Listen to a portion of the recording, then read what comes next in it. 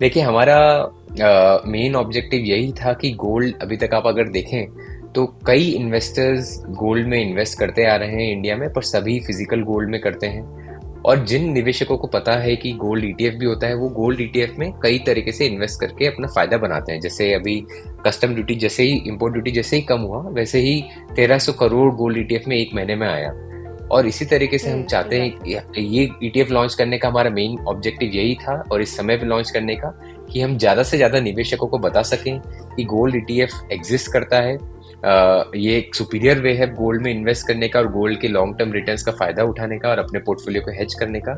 इसलिए हमने ये स्कीम लॉन्च किया अपने निवेशकों के लिए। बिल्कुल। सो गोल्ड ईटीएफ के इस एनएफओ के बाद गोल्ड ईटीएफ के लिए ही वरुण क्या कुछ प्लान्स रहेंगे, आगे का रोड मैप कैसा रहेगा आप लोगों का? देखिए, हमारा रोड मैप काफ़ी स्ट्रेट फॉरवर्ड है। अभी हम 18 अक्टूबर को हमारा एनएफओ खत्म हो जाएगा। उसके बाद हम लोग अलोकेशन प्रोसेस में लगेंगे, तो हम 24th या 25th प्रोसेस को अलोकेशन ट्राई करेंगे। उसके बाद 1 या 2 दिन में लिस्टिंग हो जाता है।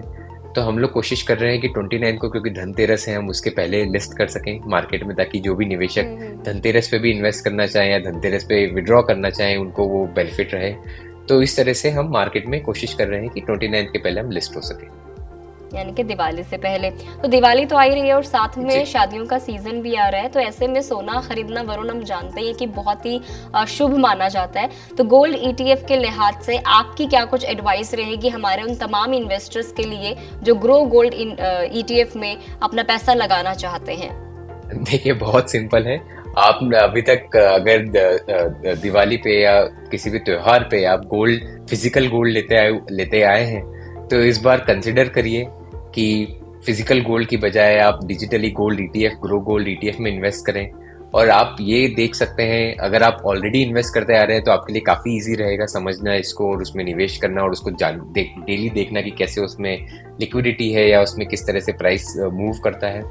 अगर आप नहीं कर रहे हैं, कभी भी आपने गोल्ड में निवेश नहीं किया, तो थोड़ा अमाउंट करके देखिए, और फिर इसमें थोड़ा थोड़ा आपको समझ में आएगा कि क्यों गोल्ड ईटीएफ फिजिकल गोल्ड से कई बेटर तरीका है गोल्ड में निवेश करने का।